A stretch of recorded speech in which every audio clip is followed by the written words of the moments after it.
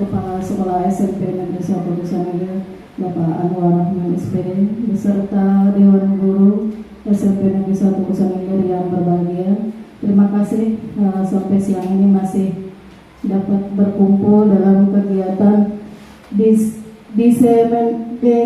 diseminasi pemahaman disiplin positif dari CKB Angkatan 10, yaitu ada Ibu Misnawati SPD, Bapak Lukman Hakim SPD, dan Ibu Nurul Khotimah SPD. Langsung saja kita dengarkan sambutan dari Kepala Sekolah kepada Bapak Anwar Rahman. Silakan. Bismillahirrahmanirrahim. Assalamualaikum warahmatullahi wabarakatuh. Yang saya hormati Bapak Ibu Dewan Guru, yang sama-sama kita hormati Bapak Ibu calon guru penggerak angkatan 10 SMP Negeri 1 Kusanegara. Marilah kita senantiasa memanjatkan puji syukur kepada Allah Subhanahu wa taala yang pada hari ini kita masih diberikan berupa kesehatan sehingga kita dapat berkumpul di ruangan ini. Dan tak lupa pula kita aturkan salawat dan salam kepada junjungan Nabi kita Muhammad SAW. Mudah-mudahan kita senantiasa diberikan syafaatnya nanti pada yaumil akhir. Amin ya rabbal alamin. Bapak Ibu, berkaitan dengan kegiatan calon guru penggerak angkatan 10 tahun 2024, guru-guru kita dari SMP Negeri 1 Kusanegara ini merupakan tahapan yang kedua praktek baik yang dilakukan oleh rekan-rekan guru dalam rangka program kegiatan mengikuti kegiatan calon guru penggerak di angkatan 10 ini. Hari ini nantinya akan memberikan paparan yang lebih luas tentang diseminasi pemahaman budaya positif yang biasanya yang harus dilakukan oleh semua sekolah. Seperti apa nantinya, mungkin kita nanti akan digambarkan seberapa jauh penerapan disiplin positif yang ada di sekolah. Saya selaku pimpinan sekolah mengucapkan terima kasih yang sebanyak-banyaknya kepada calon guru penggerak kita yang bisa mengikuti kegiatan-kegiatan calon guru penggerak yang ada di Kabupaten Tanah Bumbu. Dan tentunya kami juga memberikan semangat dan support setinggi-tingginya kepada Ibu Misnawati, kemudian Pak Lukman, dan juga Ibu Nurul Khotimah. Tetap semangat mengikuti kegiatan ini sampai tuntas. Ini baru berada di pertengahan, mungkin ya, menuju pertengahan, masih panjang lagi perjalanan beliau. Sampai berapa? Masih ada kurang lebih 3 bulan, 4 bulan lagi. Otomatis ya kami berharap, berpesan kepada Bapak Ibu, tolong dijaga kesehatannya. Kemudian kami selalu mensupport Bapak Ibu untuk melaksanakan atau mengikuti kegiatan-kegiatan selanjutnya.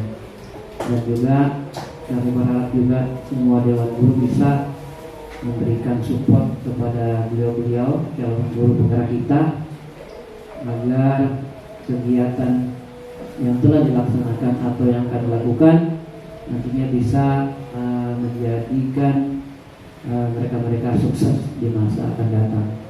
Mungkin itu saja sambutan dulu di awal pembukaan ini, dan nantinya kita akan mendengarkan paparan dari Bapak Ibu calon guru penggerak.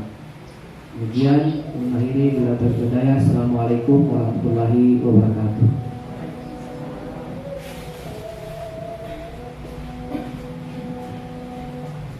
Ya, selanjutnya kita dengarkan pemaparan dari CKP angkatan tersebut. Yang pertama kepada Ibu Misnawati SPD, silakan.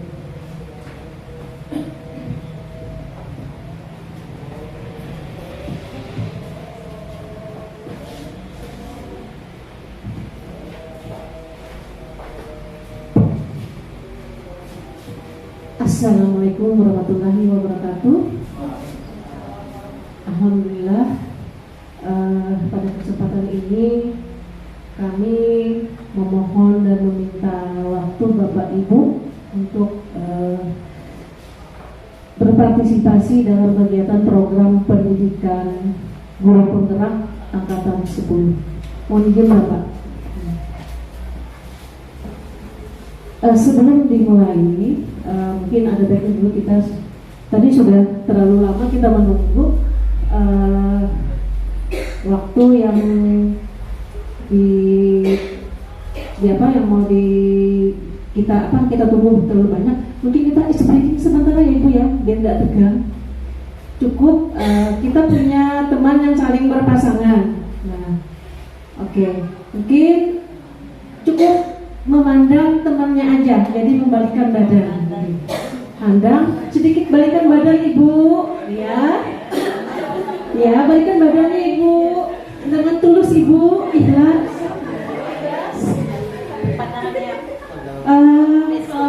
Pak ini gak ada pasangannya ya, Pak Marbun? Iya. Ibu aja sama ini, sama Pak Jawasman. Sedikit atur. Koci, petunjuknya apa? Sudah saling berhadapan, cuman menunjukkan senyum yang ikhlas kepada teman sebangkunya, hingga senyum aja Ibu, sehingga senyum itu nanti akan melahirkan sampai tertawa mungkin bahwa dari senyum itu lahirnya suatu keikhlasan. Itu Bapak Ibu bisa dilakukan 1, 2, 3. Ketunjuknya tadi senyum Ibu. Alhamdulillah. Bagaimana? Sudah? Oke, terima kasih Bapak Ibu. Kita beri semangat dulu untuk kegiatan kita hari ini. Cukup dengan senyum, ternyata ikhlasnya keluar, kemudian lahirlah tertawa, menandakan bahwa ada aura positif di diri kita semua. Terima kasih Bapak Ibu. Permisi Ibu, ulun mulai dari kegiatan apa itu diseminasi? Ya, diseminasi itu adalah sebuah penyebaran. Nah, di sini yang kami diseminasi adalah sebuah pemahaman tentang budaya positif. Nah, ini adalah seri kita bersama kepala sekolah, kemudian juga rekan sejawat. Nah, kenapa ini kami sebarkan? Ya, ini kami dapat di kayaknya di sini ya.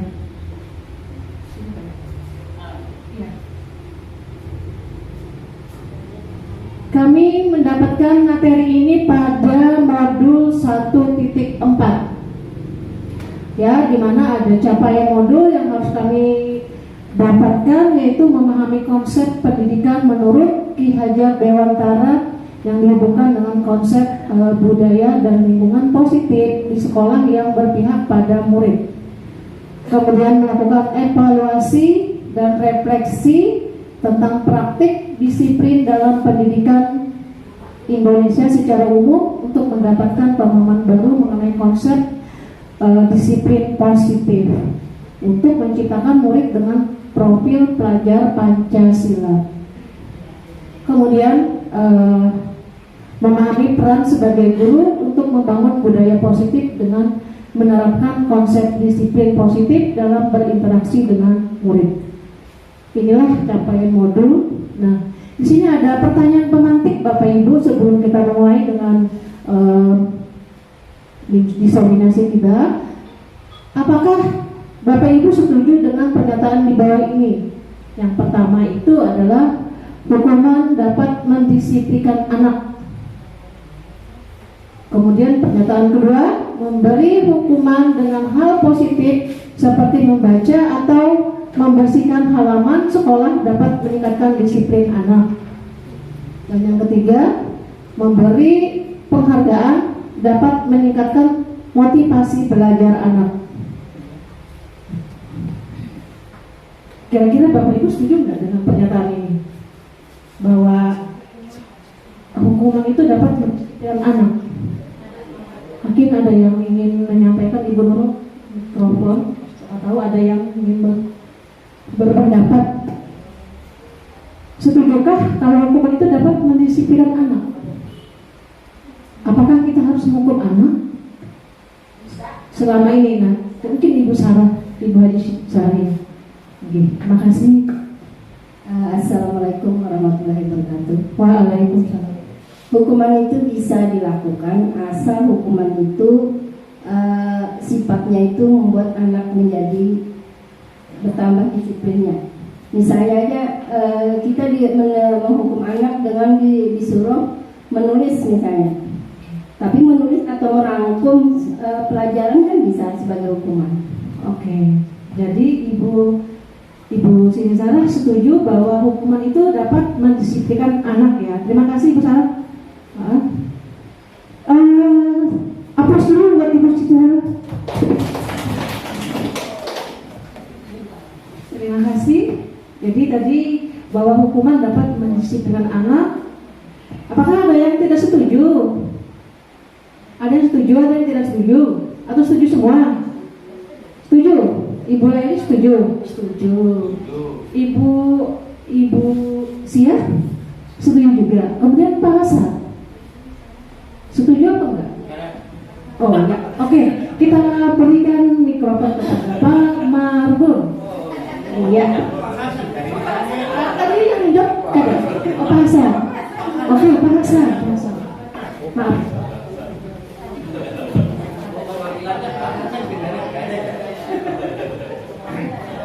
Ya. Terima kasih. Kalau ditanya setuju atau tidak, ada dua jawaban. Kalau berdasarkan pernyataan Ibu Sarah tadi, ulun setuju karena hukumannya positif, bisa menjadikan anak itu lebih disiplin. Jadi ada hukuman yang positif, ada yang negatif. Oke, terima kasih Pak Hasan. Terima kasih. Beri tepuk tangan buat Pak Hasan. Tepuk tangannya semangat Bapak Ibu. Kita semangat. Ya, terima kasih. Oke. Jadi sebagian besar kita setuju kalau mendisiplinkan anak itu hukumannya yang sifatnya positif. Mungkin yang kedua, pemberian hukuman dengan hal positif seperti membaca atau membersihkan halaman sekolah itu juga dapat meningkatkan disiplin anak. Setuju apa tidak? Setuju? Tidak. Oke, mungkin yang tidak kita minta komentar beliau. Terima kasih Pak Marbun. Terima kasih. Ini hanya sebagai partisipasi atau sedikit hidup sebenarnya suasana. Nah terus kalau bisa Bu, tadi kan itu dua pilihan yang hampir sama karena tidak ada titik berat. Yang pertama hukuman yang mana, sedangkan nomor dua itu namanya kan sama-sama hukuman. Aturannya tadi nomor pertama itu adalah hukuman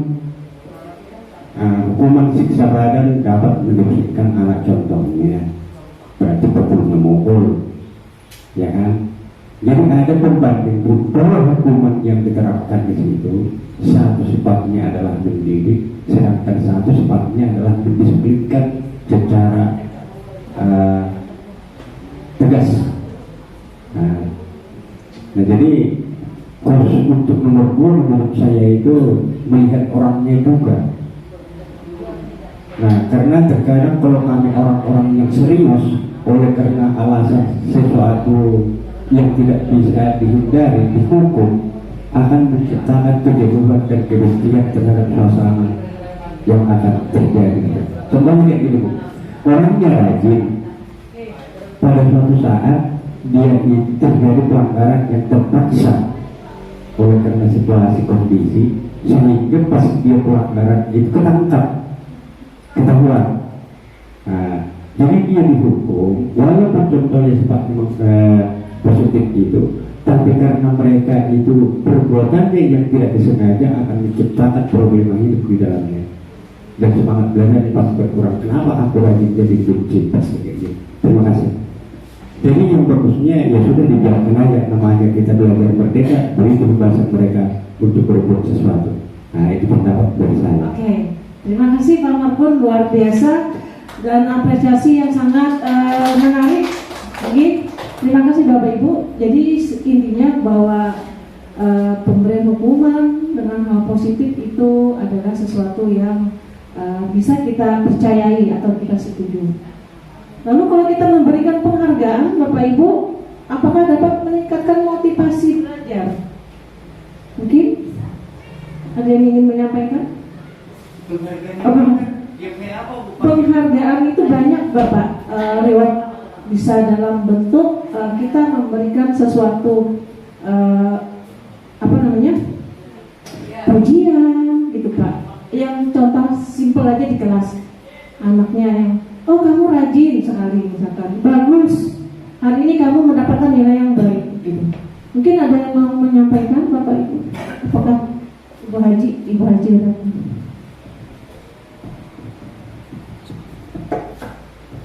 Terima kasih. Assalamualaikum warahmatullahi wabarakatuh. Saya ingin menyampaikan sedikit pendapat ini, yaitu memberikan penghargaan terhadap siswa untuk meningkatkan motivasi belajarnya pada anak itu sangat baik, terutama memberikan nilai bahwa dia mengerjakan sesuatu dengan tujuan kamu bagus sudah melaksanakan walaupun dia ada tindakan salah. Kemudian dia secara tidak langsung akan merubah sikapnya percaya diri. Kemudian yang sering dihadapi dengan siswa-siswa yang seperti ini, senakal apapun kalau dia diberi istilahnya ambungan atau junjungan pujian, dia akan merasa hatinya masih ada perhatian. Saya harus baik, dengan positif saya yakin bisa. Itu aja. Oke, terima kasih Bu Haji, sangat bagus pemaparannya. Terima kasih atas partisipasi. Jadi kita setuju bahwa penghargaan itu sebenarnya nanti dapat meningkatkan motivasi belajar anak, dan nanti akan kita kupas di belakangnya ya Bu ya. Jadi, apakah itu jawabannya? Kita setuju semua. Nah, isi presentasi kami pada hari ini adalah mengenai disiplin positif dan nilai-nilai kebajikan universal. Kemudian teori motivasi hukuman dan penghargaan atau restitusi, ini yang akan saya sampaikan. Kemudian keyakinan kelas dan kebutuhan dasar manusia oleh Pak Lukman ya, Pak Lukman. Kemudian di materi kelima, restitusi atau 5 posisi kontrol dan restitusi tentang segitiga restitusi dibawakan oleh Ibu Nurul Khotimah. Mungkin kita kita langsung ke disiplin positif. Nah, Bapak Ibu ya. Jadi pertama,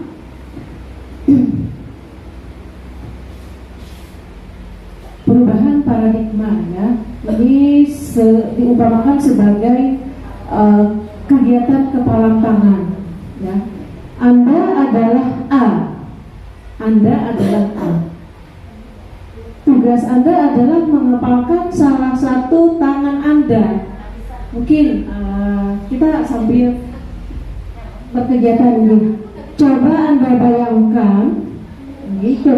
bayangkan bahwa Anda menyimpan sesuatu yang sangat berharga di dalam kepalang tangan Anda. Yang mau bayangan apa itu? Berlian kah? Bintang kah? Emas kah? Ya kan? Nah itu, Anda perlu menjaga benda tersebut sekuat tenaga Anda, karena begitu pentingnya untuk kehidupan Anda. Mungkin bisa menghayati ya Bu ya. Nah, tugas rekan Anda yang B adalah mencoba dengan segala cara untuk membuka kepala tangan Anda. Jadi kayak berpasangan lagi ini ya. Misalkan Ibu Endang memegang tangan kepalanya sebagai petugas yang A, jadi Ibu Sian yang ingin membuka, itu kan yang maksudnya di sini. Tugas rekan Anda B, misalnya yang di samping tempat Pian duduk, itu adalah mencoba dengan segala cara untuk membuka kepala tangan Anda. Bisa kita praktekkan Bapak Ibu, mungkin untuk refleksi aja. Iya. Iya, coba untuk membuka misalkan. Ya, bisa berinteraksi dengan teman sebangku, boleh. Bayangkan di dalam itu adalah sesuatu yang sangat berharga, dan teman Anda yang B itu ingin membuka, ingin mengetahui isinya apa sih? Itu isinya apa? Ingin tahu? Oke. Sudah dibuka? Sudah dibuka? Terima kasih. Lalu teman Anda B boleh membujuk, kemudian menghardik, mengintimidasi-kah, memarahi-kah, menggoda-kah, atau menggelitik temannya kah? Bahkan menawari Anda uang agar Anda bersedia membuka kepala tangan Anda. Apakah Anda setuju? Nah, buka kepala tangan. Ya, langsung. Nah, dapat saweran setelah membuka kepala tangan Anda. Oke. Apa yang akan Anda lakukan? Kira-kira apa yang akan Anda lakukan? Apakah teman Anda yang A tadi akan membukanya? Bukan. Karena dipaksakan atau diintimidasikan, ya? Diberi duit, karena diberi duit, diberi hak. Oke, itu sesuatu yang biasa terjadi aja, terserah mau dibuka atau tidak, tergantung pada orang yang apa dan yang membuka. Silahkan lanjut, Bu. Nah, lalu siapakah sebenarnya yang memegang kontrol? Yang menutup kepala tangan atau yang berusaha dengan segala cara untuk membuka kepala tangan rekannya? Yang membuka. Jadi yang memegang kontrol itu yang mana? Hah? Yang memegang kepala tangan A, ya, yang A. Ya. Tentu jawabannya adalah kita sendiri yang memegang kontrol atas kepala tangan kita. Ya. Tadi kan berarti yang si A itu yang kita yang mengontrol. Ya, diri sendiri. Terserah kita mau buka kah, mau dikasih penghargaan atau yang apakah, duit kah, HP kah, ibaratnya yang seperti tadi. Nah, apakah kita membuka atau menutup kepala tangan kita itu bergantung pada diri kita masing-masing sesuai dengan kebutuhan dasar kita saat itu. Terserah. Iya. Maksudnya di sini. Lalu di sini ada istilah mengubah paradigma stimulus respon ke pendekatan teori kontrol. Bahwa di sini terdapat ada stimulus respon dan ada teori kontrol. Teori kontrol tadi yang contohnya adalah yang mengepal tangan. Nah, realitasnya pada stimulus respon itu bahwa realitas kebutuhan kita itu sama. Sedangkan di teori kontrol itu berbeda. Jadi tidak sama antara orang yang tadi ingin membuka dengan yang mengepal. Karena yang mengepal itu ada di pengontrol. Semua orang pada stimulus respon, orang melihat hal yang sama. Sementara di teori kontrol, setiap orang memiliki gambaran yang berbeda. Intinya pandangan itu pun juga berbeda. Kemudian kita mencoba mengubah orang agar berpandangan sama dengan kita. Lalu di teori kontrol kita berusaha memahami pandangan orang lain tentang dunia. Jadi yang kontrol ini lebih luas jangkauannya. Pada stimulus respon itu ada perilaku buruk dilihat sebagai suatu kesalahan. Lalu pada teori kontrol bahwa semua perilaku itu memiliki tujuan. Mungkin bisa kita lanjut ke model berpikir. Oke, terakhir dulu Bu. Model berpikir untuk yang stimulus respon itu ada antara menang dan kalah. Sementara di teori kontrol, model berpikir itu adalah menang dan menang, karena dia yang menguasai, mengontrol dirinya sendiri.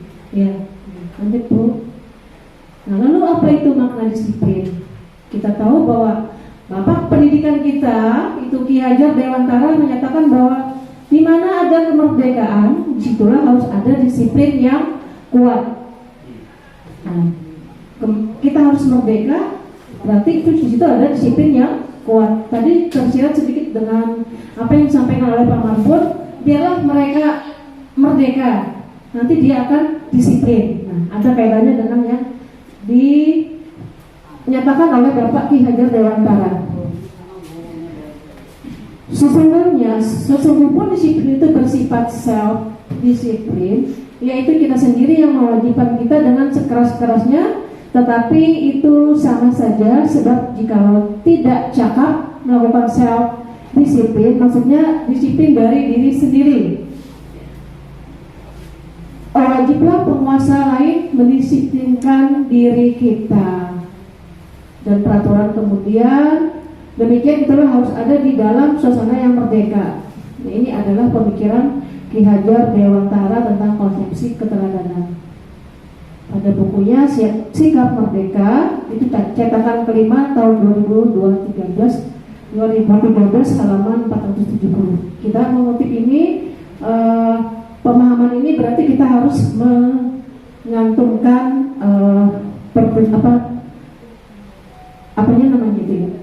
sumbernya. Jadi dari makna disiplin tadi, kita sebagai pendidik, tujuan kita adalah menciptakan anak-anak yang memiliki disiplin diri, sehingga mereka bisa berperilaku dengan mengacu pada nilai-nilai kebajikan universal dan memiliki motivasi intrinsik dan bukan ekstrinsik. Nah, ini ada istilah. Apa itu nilai-nilai kebajikan? Yaitu sifat-sifat positif manusia yang merupakan tujuan mulia yang ingin dicapai setiap individu. Oleh Dr. William Lesser pada teori kontrol ini tahun 1984 menyatakan bahwa setiap perbuatan memiliki satu tujuan. Sementara oleh Diane Gosset 1998 mengumumkakan bahwa dengan mengaitkan nilai-nilai kebajikan yang diyakini seseorang, maka motivasi intrinsiknya akan terbangun, sehingga menggerakkan motivasi dari dalam untuk dapat menciptakan tujuan mulia yang diinginkan. Ada istilah tadi motivasi intrinsik, ada motivasi ekstrinsik. Mungkin Bapak Ibu sudah paham. Salah satunya adalah nilai-nilai kebajikan yang ingin dicapai oleh setiap anak Indonesia yang kita kenal dengan profil pelajar Pancasila. Nah, sekarang ini adalah tujuan pendidikan kita adalah menjadikan siswa itu memiliki nilai-nilai profil pelajar Pancasila. Apa saja? Profil pelajar Pancasila yang sudah kita ketahui itu ada memiliki beberapa dimensi, yaitu yang pertama beriman, bertakwa kepada Tuhan yang Maha Esa dan berakhlak mulia. Kemudian kita ingin menjadikan murid kita itu mandiri, bernalar kritis, berkebinekaan global, kemudian bergotong royong dan kreatif.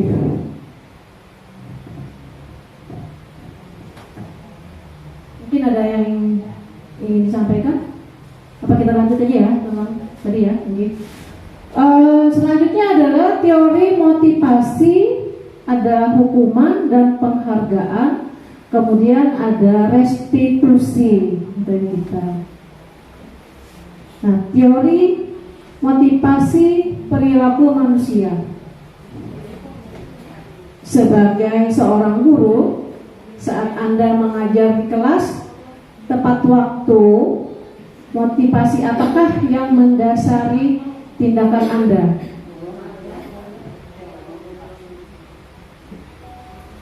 Kira-kira yang mana yang pilih Bapak Ibu? Itu ada 3 pilihan. Yang pertama, apakah Anda datang tepat waktu itu karena tidak ingin ditegur oleh atasan Anda dan kemudian mendapat surat peringatan? Jadi posisinya ini adalah menghindari ketidaknyamanan dari hukuman. Ketidaknyamanan dan hukuman. Apakah itu yang akan kita lakukan? Kemudian yang kedua, atau Anda ingin mendapatkan pujian dari atasan Anda dan mendapat penghargaan sebagai karyawan atau guru yang berprestasi, ya. Nah, ini posisinya adalah mendapatkan imbalan atau penghargaan dari orang lain, motivasi yang terjadi. Kemudian yang ketiga adalah Anda ingin menjadi orang yang menghargai waktu. menghargai diri sendiri sebagai teladan bagi murid-murid Anda, karena Anda percaya bahwa tindakan Anda sebagai guru akan dicontoh oleh murid-murid Anda. Nah, bagian ini adalah motivasi perilaku manusia yang menghargai nilai-nilai diri sendiri. Nah, manakah motivasi yang paling kuat mendasari tindakan Bapak Ibu kira-kira? Oke. Ibu Oci. Terima kasih Ibu Oci. Assalamualaikum warahmatullahi wabarakatuh. Waalaikumsalam warahmatullahi wabarakatuh. Teori motivasi lah. Gini. Nah, kalau saya masuk awal waktu, ada di luar kelas muridnya belum siap lagi. Kalau saya hanya berpikir sudut pandang saya bukan apa-apa ya. Nyata itu kita apapun yang kita lakukan itu Allah Maha melihat. Jadi depan belakang tetap sama. Ada kecek tidak ada kecek tetap kita. Wah, sangat luar biasa. Karena yang kita bukan bertanggung pada kecek, tapi bertanggung pada Allah. Itu yang saya tekankan dengan siswa.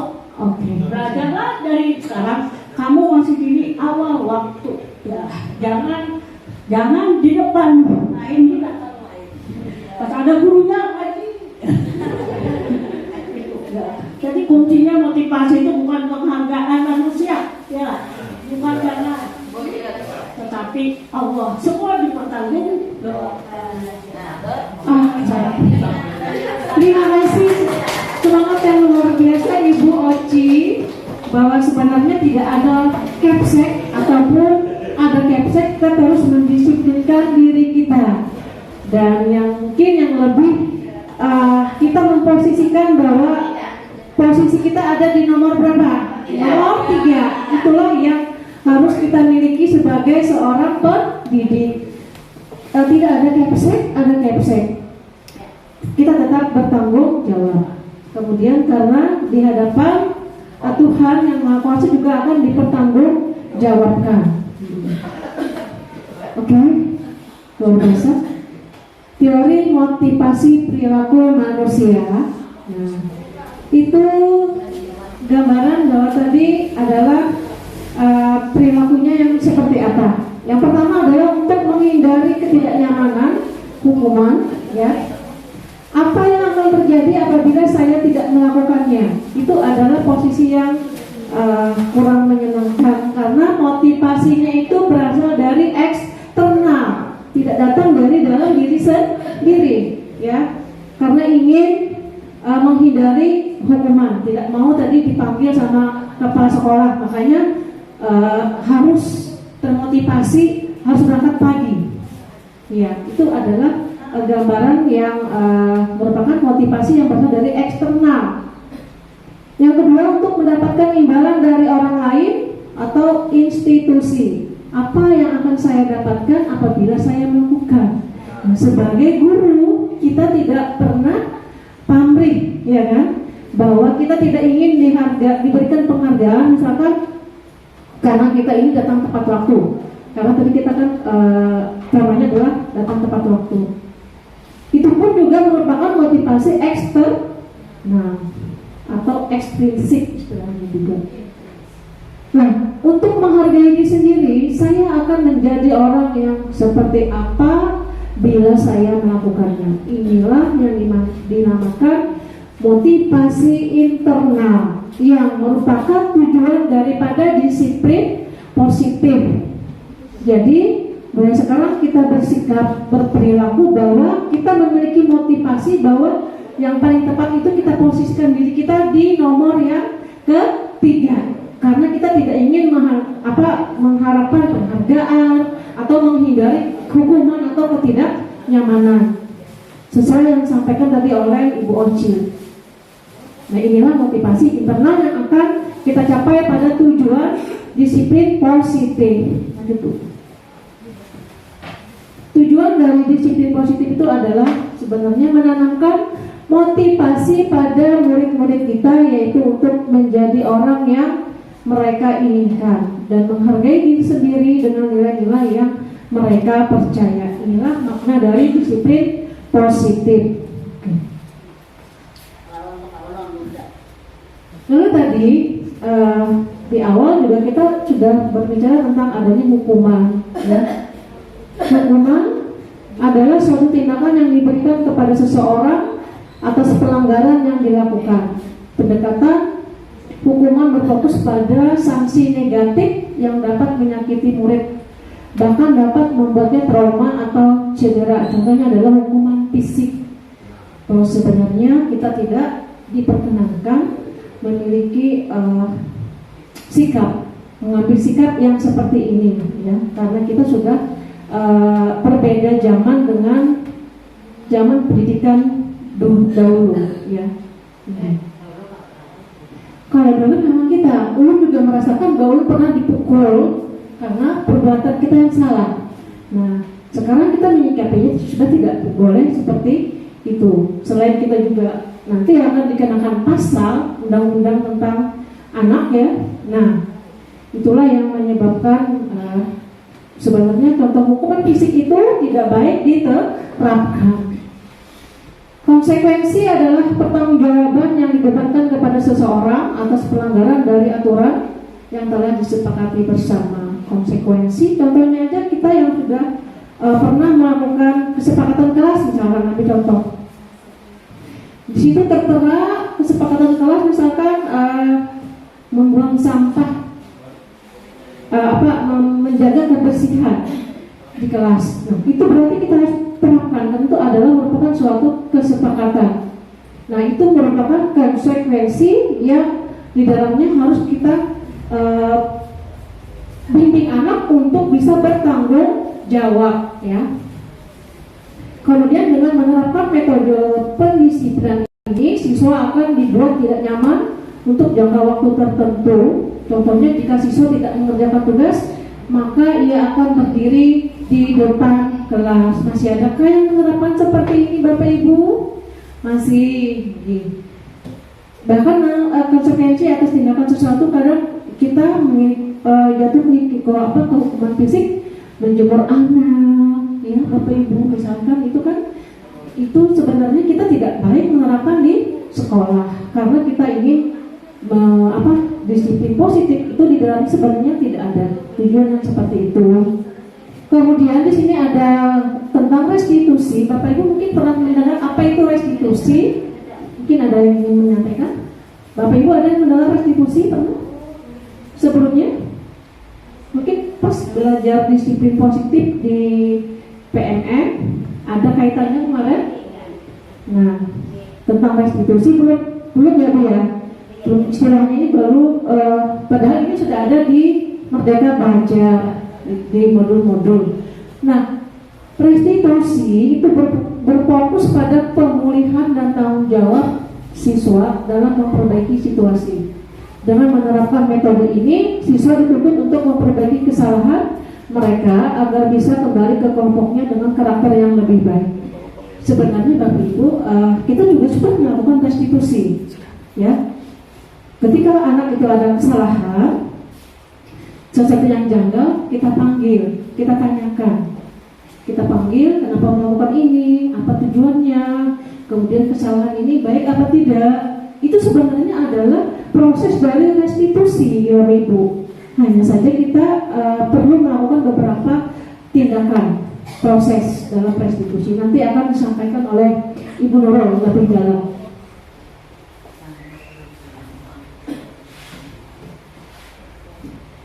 Nah, dari penjelasan tadi itu ada berupa yang disebut hukuman, ada yang disiplin.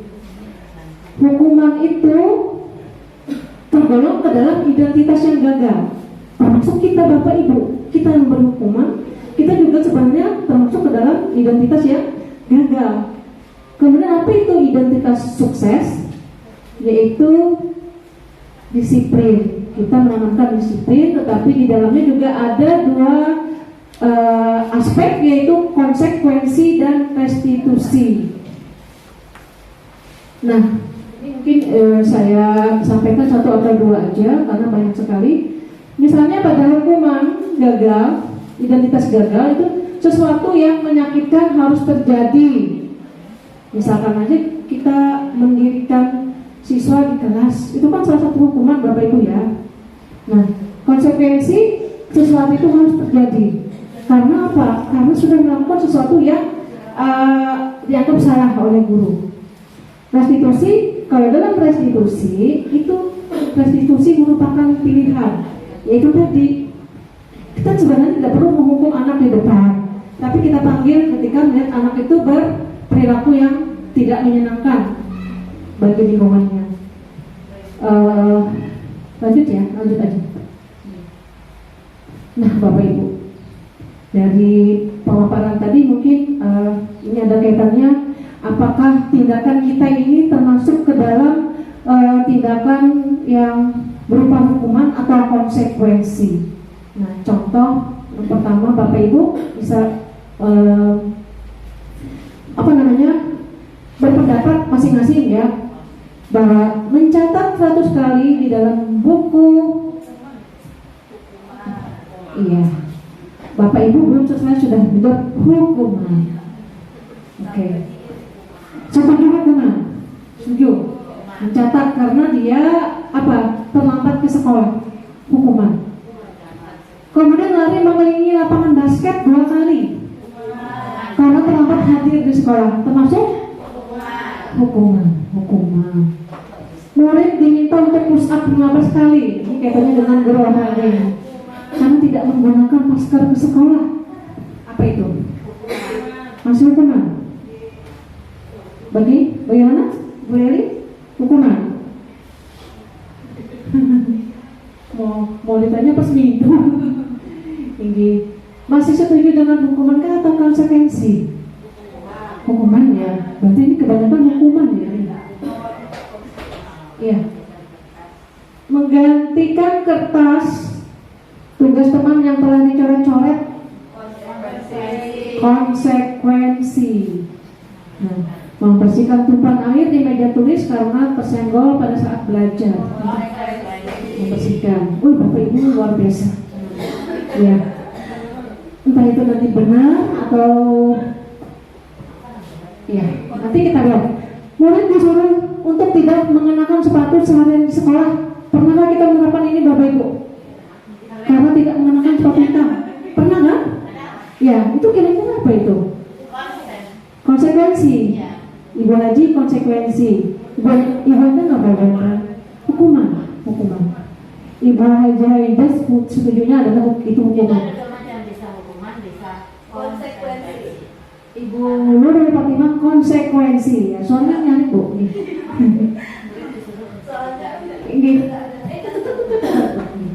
Oke. Kenapa jadi konsekuensi? Karena di situ kan sudah ada ketentuan dari sekolah mengenakan sepatu hitam. Jadi untuk memberikan efek jerak, jadi diminta seperti itu. Mungkin diminta untuk tidak mengenakan sepatu seharian sama sekali. Oke, terima kasih Ibu Nurul ya, terima kasih. Bahasanya konsekuensi itu terjadi ketika sebenarnya sudah ada landasan peraturan yang diterapkan di sekolah. Itu nanti akan larinya ke konsekuensi.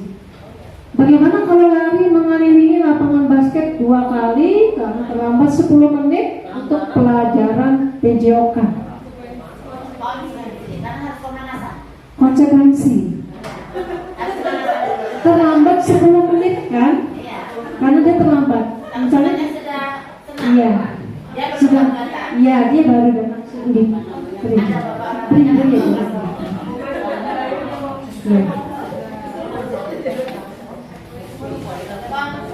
konsekuensi.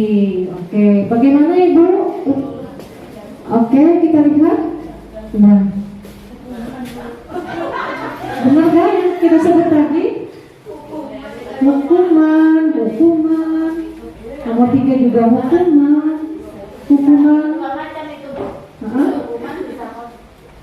Konsekuensi menggantikan kertas tugas. Yang nomor berapa? 2, 3, 4, 5, 6, 7. Yang nomor Kalau dia pakai sepatu lain hitam, justru melepas. Nah, hukumannya. ini hukuman. Ada ketentuannya. Terus kalau maksudnya dia nggak boleh pakai sepatu selain warna hitam.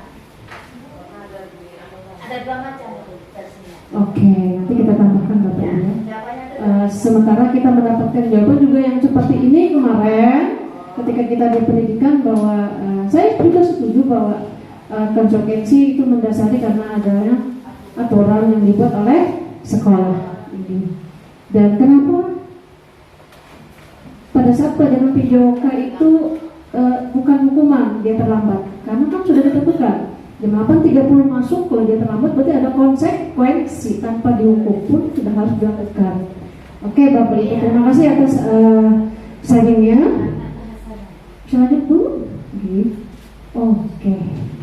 Mungkin hanya sampai di sini pemaparan yang dari saya. Selanjutnya nanti akan disampaikan, masih ada beberapa materi yang akan disampaikan oleh Bapak Lukman. Selanjutnya materi 2.3 dan 2.4. Oke, terima kasih Bapak Ibu. Saya akhiri. Assalamualaikum warahmatullahi wabarakatuh.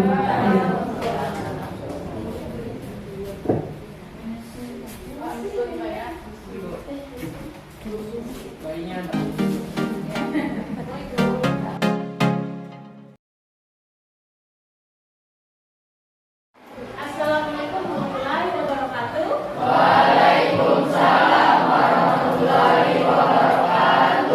Apa kabar kalian hari ini? Sehat? Sudah sarapan? Sudah siap belajar? Oke, ya. Tapi sebelum kita memulai pelajaran ya, Ibu minta kalian untuk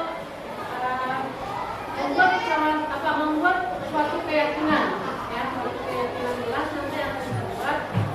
Tapi kita harus buat kesepakatan dulu, kesepakatan jelas. Kenapa kita buat kesepakatan jelas? Menjaga supaya terciptanya lingkungan yang positif ya, lingkungan belajar yang positif. Kalian itu maunya apa ya dalam pada saat mengikuti pelajaran. Nah,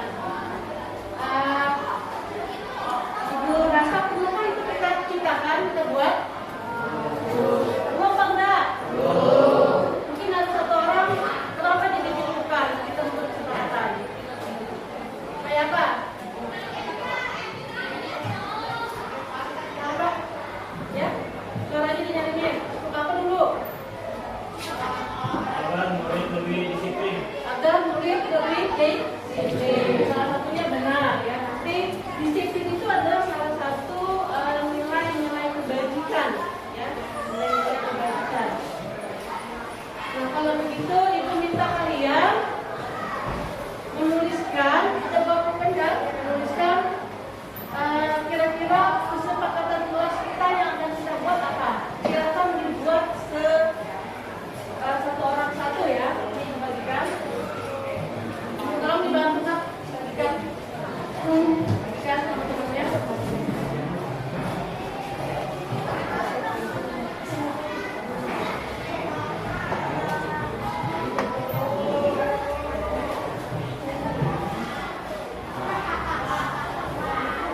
Yang sudah dapat silakan dituliskan.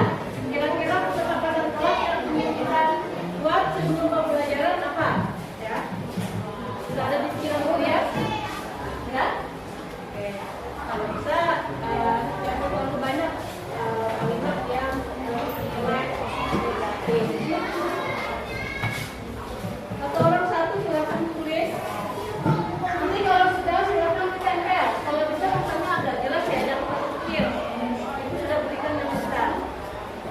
Agak dibesarin dikit.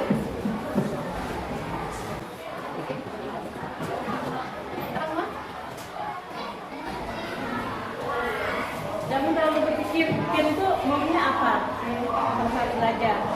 Amankah, tentramkah, ributkah?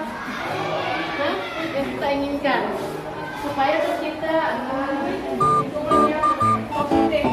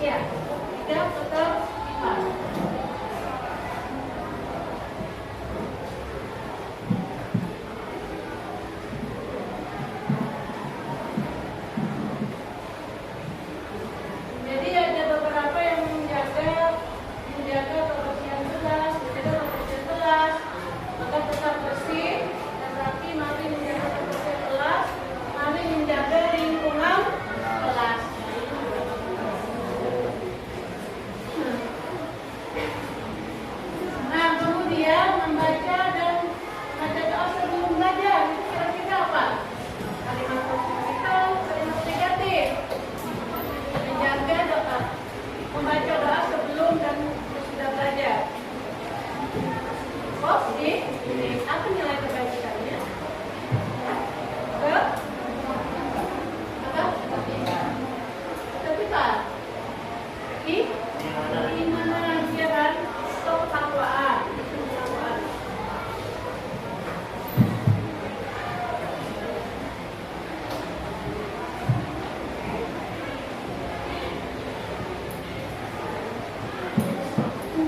Mendengarkan penjelasan dulu berarti masuk ke sini ya. Karena mengerjakan pekerjaan rumah di sekolah. Ini kalimat apa? Negatif. Kalimat positifnya apa? Janganlah mengerjakan pekerjaan rumah di sekolah. Apa kira-kira? Kalimat positifnya apa?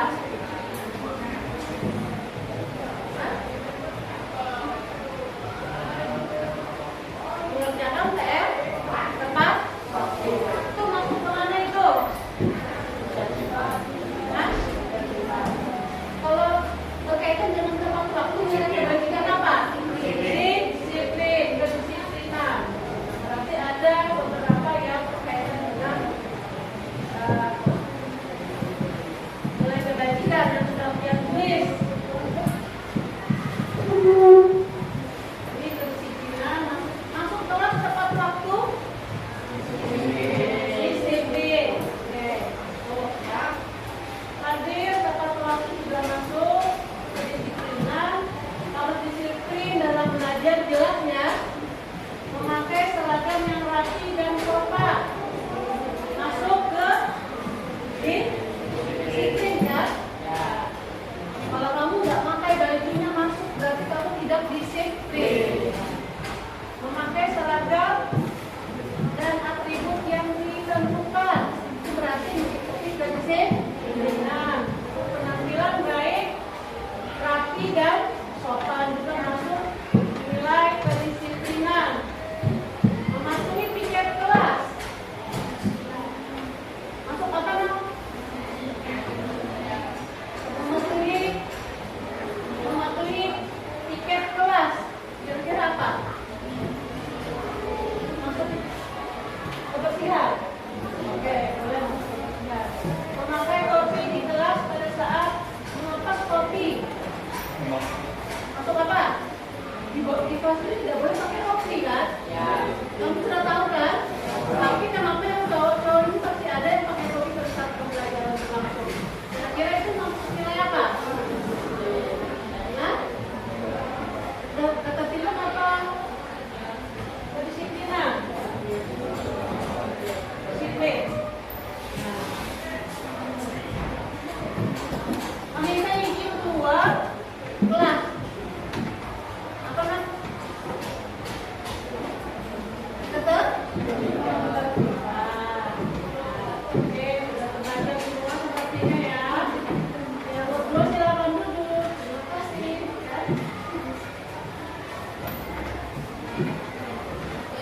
Nah, tadi dia sudah membuat kesepakatan ya. Kesepakatan dulu maunya apa. Nah, nanti dari kesepakatan ini kita buatlah suatu keyakinan. Ya, keyakinan kelas yang mana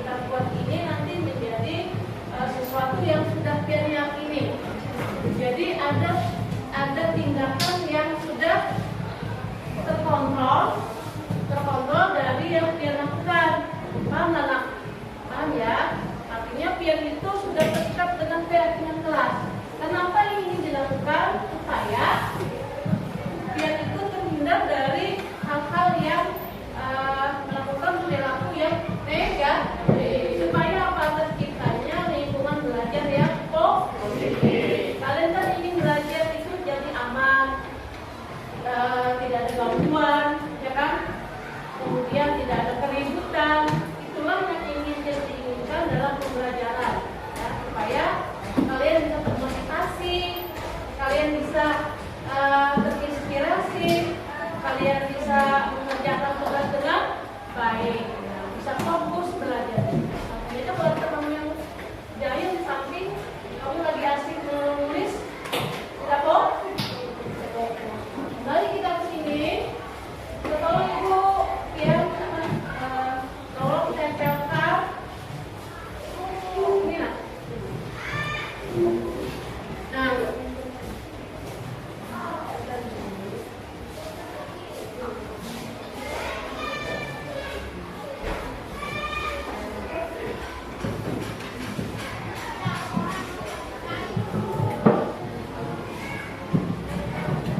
Jadi ada nilai yang harus kita samakan, yaitu menghargai, kemudian bermanfaat, berkesan, akwaan, dan ada 5. Ya, kira-kira kalimat apa yang paling tepat kita pakai untuk menghargai? Menghargai setiap pendapat orang lah. Nah, itu adalah salah satu bisa menjadi keyakinan kelas kalian. Bisa dituliskan?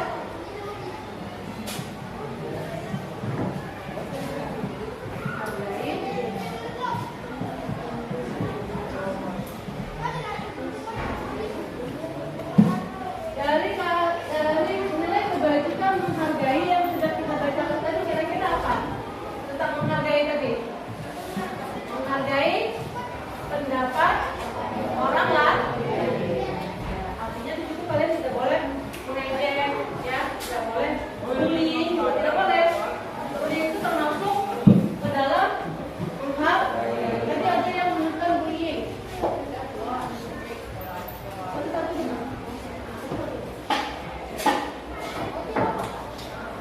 Bisa kita bingung untuk nilai kebajikan yang menghargai, kira-kira apa yang paling tepat dituliskan? Dimaksud temannya? Ya, kan?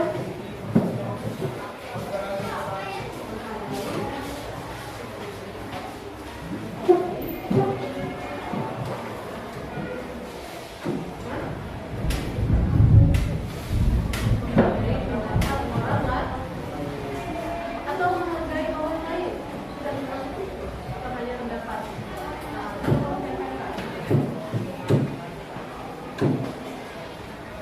Oke,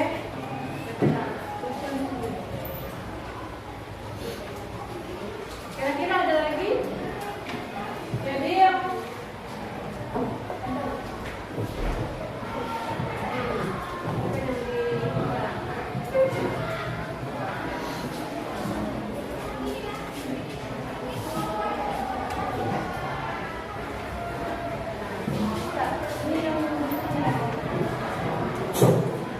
nah, kita sepakat untuk menghargai, ya, nilai kebajikan menghargai itu artinya apapun yang terjadi di kelas itu kalian saling menghargai. Keyakinan kelasnya adalah menghargai orang lain, baik di kelas maupun di luar kelas. Artinya kamu diharapkan memiliki sikap yang saling menghargai.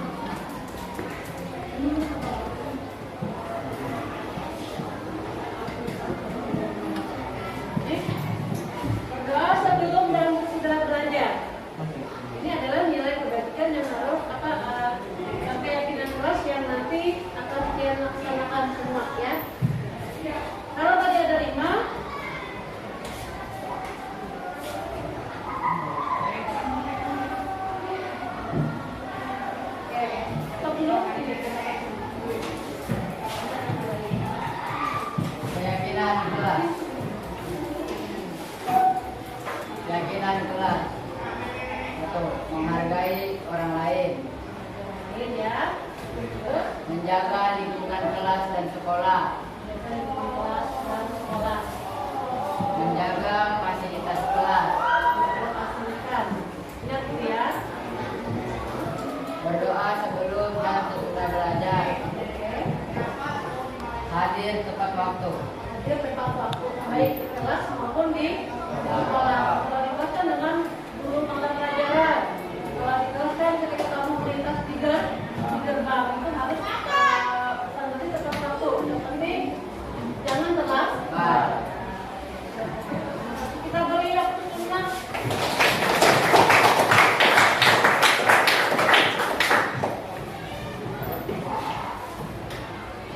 Nah, dari yang sudah kita lakukan, ya ternyata kalian sudah membuat keyakinan kelas, ya. Harapannya keyakinan kelas ini diterapkan dalam semester ini atau semester akan datang, ya. Nah, tapi untuk keyakinan kelas ini nanti tidak baku. Apakah ini harus kita pakai 1 tahun? Tidak, ya. Tapi ini bisa kita refleksi lagi, ya, refleksi lagi.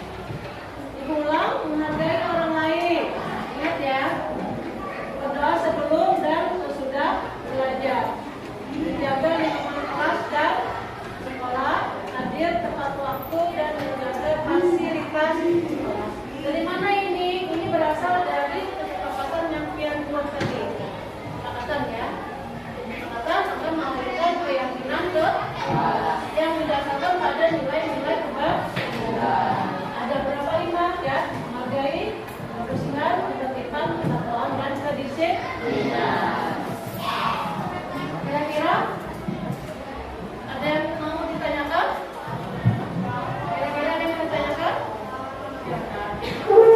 Apakah keyakinan kelas ini dapat berpengaruh dalam lingkungan sehari-hari? Bagaimana? Ada yang berpendapat? Apakah bisa berpengaruh terhadap lingkungan sehari-hari? Pertanyaan sangat bagus sekali. Ada yang bisa membantu? Kira-kira mau pengaruh nggak? Hah? Berpengaruh tidak? Berpengaruh? Kalau kalian sudah menanamkan keyakinan ini, dimanapun kalian berada, kalian akan terapkan.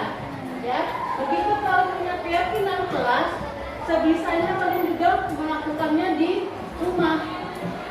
Ya, lakukanlah di rumah. Itu pengaruh apa? Dampak positif, tergantung dari si murid yang mau atau tidak merasa. Kita beri semangat dulu. Terima kasih. Nah, setelah ini ada lagi mungkin pertanyaannya? Ada lagi? Tidak ada?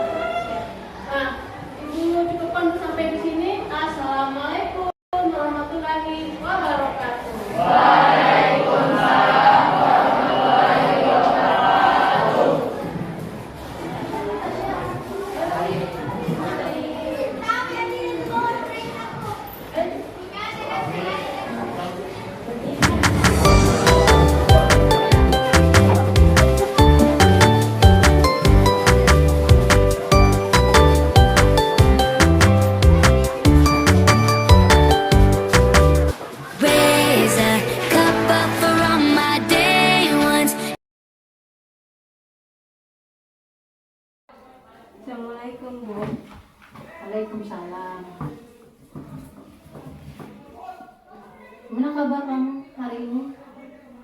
Ya Bu, baik. Ayu, kamu tahu kenapa ibu panggil kemari? Tidak tahu Bu. Begini ya Ayu, Bu guru tadi mendapat laporan ya dari teman sekelasku. Ketika jam pelajaran ibu tadi, tanpa sepengetahuan ibu, kamu sempat menggunakan HP. Apa itu benar? Iya Bu. Ayu, coba ceritakan ya, mengapa Ayu bermain HP saat jam pelajaran? Begini Bu, sebenarnya perut saya sakit, terus saya membuka WA untuk mengabari ibu saya. Oh begitu. Mengapa kamu tidak memberitahu ibu kalau perutmu sakit, terus guru yang kabari orang tuamu? Iya Bu, saya tidak terpikirkan. Oke, tidak apa-apa ya, setiap orang pasti pernah berbuat salah. Ibu waktu sekolah juga pernah mengalami perut sakit seperti Ayu, ya. Namun waktu itu belum ada HP. Ibu langsung ngomong sama guru, terus diantarkan pulang. Nah, yuk, kalau ibu lihat, kamu sering sakit perut. Apa kamu tidak pernah sarapan? Iya Bu, saya jarang sekali sarapan. Nah, itu sebabnya perut kamu sering sakit ya, dan akan mengganggumu dalam mengikuti pelajaran. Sebelum berangkat sekolah, kamu harus sarapan supaya kejadian seperti ini tidak terulang lagi ya. Iya Bu. Nah, ayo coba kita ingat-ingat lagi ya. Kita kan punya keyakinan kelas nih. Pas kamu menggunakan HP tadi, kira-kira keyakinan kelas yang mana yang sudah Ayu langgar? Mungkin menggunakan HP saat jam pelajaran di kelas Bu. Nah, betul sekali ya. Kita boleh menggunakan di sekolah, tapi harus sepengetahuan guru piket, sepengetahuan wali kelas ya. Jangan menggunakan HP pada saat jam pelajaran berlangsung, karena dapat mengganggu proses pembelajaran di kelas. Nah, sekarang ibu tanya pada Ayu, apakah selanjutnya sebelum berangkat sekolah Ayu akan sarapan? Iya Bu, saya janji sebelum berangkat sekolah saya akan sarapan supaya perut saya tidak sakit. Saya minta maaf Bu. Ya Bu, ya Ayu ya, ibu maafkan karena tidak ada yang tidak bisa ibu maafkan. Sekarang perutmu masih sakit? Iya Bu, masih terasa sakit. Kalau masih, nanti bisa ibu guru antarkan pulang aja ya. Tapi jangan lupa belajar sendiri di rumah tentang tugas yang sudah ibu berikan di kelas tadi. Baik Bu.